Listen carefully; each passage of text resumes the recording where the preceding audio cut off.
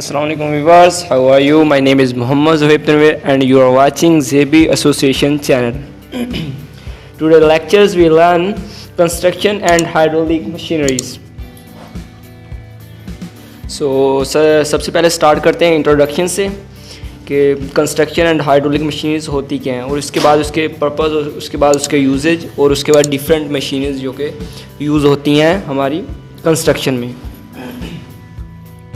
सबसे पहले इंट्रोडक्शन में it is a common fact that we find a wide variety of constructions machine on every construction site in the case of huge construction project. तो कहते हैं कि हम जो एक नॉर्मली तौर पे अगर कोई भी कंस्ट्रक्शन करते हैं ना तो वहाँ पे साइट पे डिफरेंट टाइप्स की कंस्ट्रक्शन मशीनरी इस्तेमाल होती हैं.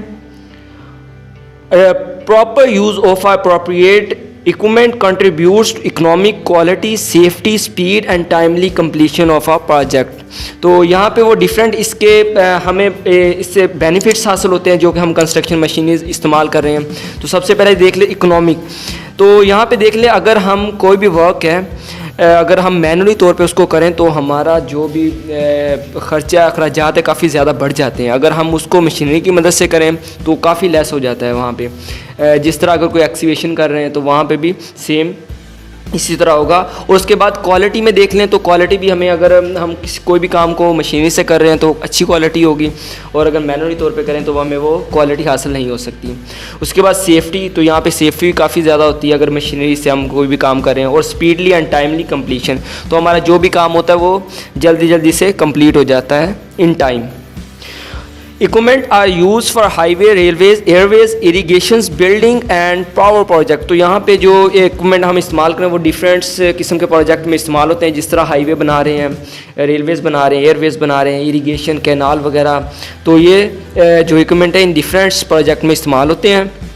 It is therefore important for site manager and construction planners to be familiar with the characteristics of the major type of equipment most commonly used in construction. तो कहता है कि जो हमारा मैनेजर है या फिर कंस्ट्रक्शन का जो प्लानर है उसके बाद या फिर कोई साइट इंचार्ज है, कहता है फेमिलियर, उसको पता होना चाहिए कि हम कौन सा इक्विपमेंट का किस तरह काम करता है और ये इसकी क्या बेनिफिट्स हैं और इसको किस तरह काम करवाना है. तो ये उसको पता होना चाहिए हमारे साइट कंस्ट्रक्शन प्लानर को. तो यहाँ पे कंस्ट्रक्शन मशीनरी की डिफरेंट टाइप्स हैं. तो यहाँ पे सबसे पहले देख लेते हैं अर्थ मूविंग इक्विपमेंट है.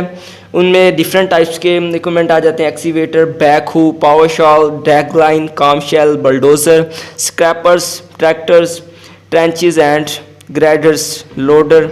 तो यहाँ पे ये डिफरेंट अर्थ मूविंग इक्विपमेंट है. तो इंशाल्लाह आज के लेक्चर में हम जस्ट अर्थ मूविंग इक्विपमेंट ही पढ़ेंगे.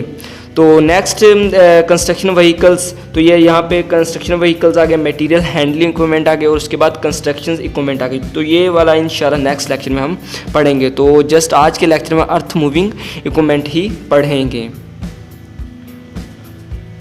तो सबसे पहले देख लेते हैं कि अर्थ मूविंग इक्विपमेंट होते कौन से और ये क्या काम करते हैं, इनका वर्क क्या है.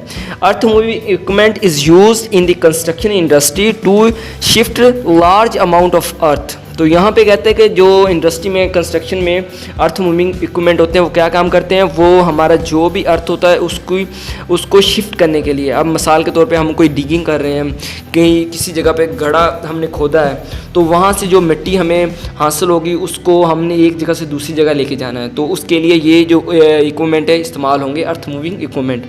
Digging foundation and landscape areas. तो यहाँ पे क्या करेंगे, फाउंडेशन को डिग करने के लिए यानी कि कोई भी गड्ढे वगैरह भी एक्सीवेशन करने के लिए तो ये इक्विपमेंट इस्तेमाल होंगे. Types of earth moving equipment includes hydraulic excavators, backhoe, bulldozer, scrapers, loaders, tractors and power shovel etcetera. तो यहाँ पे डिफरेंट टाइप के अर्थ मूविंग इक्विपमेंट हैं. तो इंशाल्लाह इनको हम एक एक करके डिटेल वाइज भी पढ़ेंगे. तो फर्स्ट में आ जाता है जी एक्सीवेटर. तो एक्सीवेटर क्या चीज़ है. Excavator are also called a digger. तो कहते हैं इसे डिगर भी कहते हैं, digger. Excavators are use in many ways. ये काफ़ी वेज में काम कर सकता है ये, क्योंकि ये 180 पे मूव होता है तो इसको किसी भी वे में हम जाकर काम कर सकते हैं. Digging of trenches, holes and foundation. So of course यहाँ इसको हम नॉर्मल तौर पे फाउंडेशन की डिगिंग के लिए इस्तेमाल करते हैं. जो हमारा नॉर्मली पर्पज़ है इसका। Digging of trenches, holes and foundations, तो यहाँ पे फाउंडेशंस और ट्रेंचेस को डिगिंग कर। Figures of trenches. Material handling, तो यहाँ पे इसको मटेरियल हैंडल करने के लिए भी इस्तेमाल कर सकते हैं। जिस तरह अगर हम कोई भी पाइपलाइन बिछा रहे हैं तो वहाँ पे जो मटेरियल, अब उसके बाद पाइप्स को एक जगह से दूसरी जगह लेके जाना है तो उसके लिए मटेरियल को हैंडल करना पड़ता है। उसके बाद कोई एग्रीगेट है, सीमेंट्स हैं, तो उनको एक जगह से दूसरी जगह ले जाने के लिए भी हम इनको इस्तेमाल कर सकते हैं एक्सीवेटर को।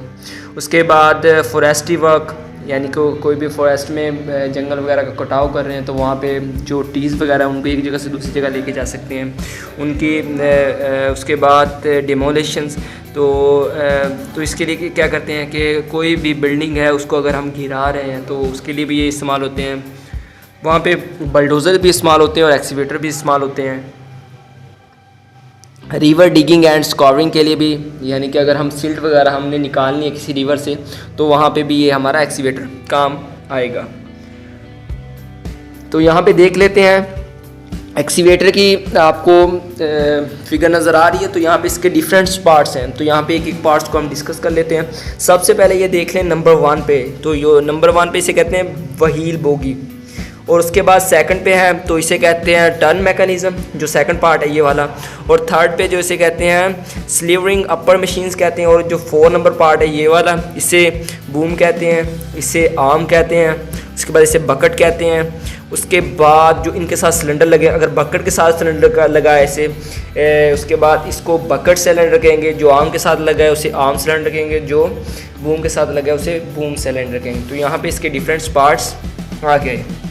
तो यहाँ पे देखें मतलब साइड पे वर्क कर रहा है एक्सीवेटर, तो ये इस तरह वर्किंग करता है। उसके बाद सेकंड पे हमारी जो टाइप थी वो इसे कहते हैं backhoe. Backhoe is called a rear actor and back actor is a piece of excavating equipment or digger consisting of a digging bucket on the end of two parts are articulated arm. They are typically mounted on a back of the tractor or for front loader। तो यहाँ पे कहते हैं कि ये जो back होता है, ये जो भी हमारा ट्रैक्टर वगैरह होता है उसकी बैक पे लगा होता है, तो ये इसे रियर एक्टर और बैक एक्टर भी कहते हैं। It is hinge in 3 places marking it resembles an arm, a shoulder joint attached to a tractor, and elbow sticking up in the air, and a rest where a relatively narrow bucket is attached. The bucket is extended away from the tractor load and filled by digging toward the tractor, then raised and moved to a side before being dumped। तो यहाँ पे ये कहना चाह रहा था, कहते हैं कि ये 3 जगह से हिंज होता है। जिस तरह हमारा जो एक आर्म है इसी तरह ये भी, जिस तरह हमारे आर्म में शोल्डर है वो ब्रेस्ट के साथ अटैच होता है, तो यहाँ पे 3 जिस तरह हमारा शोल्डर जॉइंट होता है इसी तरह ये भी 3 जगह से जॉइंट होता है। और ये वर्क किस तरह कर रहा है, ये नहीं कि ये जो बैक होता है ये ज़्यादा गहराई तक वर्क नहीं कर सकता। तो यहाँ पे इसकी एप्लीकेशन देख लेते हैं। It is the most suitable machines for digging below the machines level such a trenches, footing, spits, for basements and also for grading work which require precise control of depth etc। तो यहाँ पे क्या किसके लिए ये suitable है, digging below करता है, यानी कि अपनी मशीन से जो भी इसका मैकेनिज्म है उसके बिलो लेवल से करता है, ये ज़्यादा सूटेबल है। और ये ट्रेंचेस, फुटिंग की, बेसमेंट वगैरह की एक्सकेवेशन के लिए इस्तेमाल होता है। It can be efficiency use to dress or trim the surface avoiding the use of manual effort for dressing the excavated the surface। तो यहाँ पे क्या कहता है जो हमारी सरफेस होती है उसको मतलब एफिशिएंसी मतलब मैनुअल एफर्ट में मतलब हमें वो ज़्यादा एक्यूरेसी हासिल नहीं होती। अगर ये बैक से काम किया जाए तो ये ज़्यादा प्रिसाइजली काम करता है, एक्सीवेट करता है सरफेस को। The basic part of boom, jack boom, boom foot, drum, उसके बाद boom, sheave stick, sheave sheave stick, buckets and bucket sheave. तो यहाँ पे इसके डिफरेंट पार्ट्स हो गए, तो यहाँ पे हम डिस्कस कर लेते हैं एक को। तो यहाँ पे देख लें, जो फर्स्ट पे यहाँ पे पार्ट है इसे कहते हैं व्हील ट्रैक्टर कहते हैं। और सेकंड पे ये वाला पार्ट है, इस पार्ट को बैक एक्टर कहते हैं, इस पार्ट को तो बैक एक्टर कहते हैं।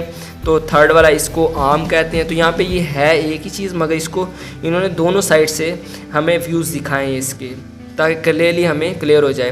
तो उस तरह 5 नंबर पे ये जो पार्ट है इसे बूम सिलेंडर कहते हैं, इस वाले को आर्म सिलेंडर कहते हैं, यानी कि ये जो आर्म के साथ सिलेंडर लगा ना इसे आर्म सिलेंडर कह दिया, जो बूम के साथ लगा उसे बूम सिलेंडर कह दिया, जो बकेट के साथ लगा है उसे बकेट सिलेंडर कह दिया। उसके बाद ये डिफरेंट पार्ट्स हमने स्टडी कर लिए हैं। तो यहाँ पे नीचे देख लेते हैं। तो ये ऑन वर्किंग स्टेज पे ये काम कर रहा है, यहाँ पे देखें फील्ड में ये काम कर रहा है हमारा बैक हो। तो यहाँ पे उसकी एप्लीकेशंस ये देखें ये अप्लाई हो रहा है यहाँ पे, ये फॉरेस्ट्री में यानी कि दरख्त वगैरह को ये एक जगह से दूसरी जगह लेके जा रहा है। तो ये इसके डिफरेंस वर्क हैं। शुक्रिया आपको। प्लीज़ व्यूवर्स बताएं आपको वीडियो कैसी लगी, कमेंट्स में लाजमी बताएं। और अगर किसी ने मेरा चैनल सब्सक्राइब नहीं किया तो प्लीज़ चैनल सब्सक्राइब कर लें और बेल आइकन को लाजमी क्लिक करें ताकि मेरी कोई भी नई आने वाली वीडियो आपको हासिल हो सके।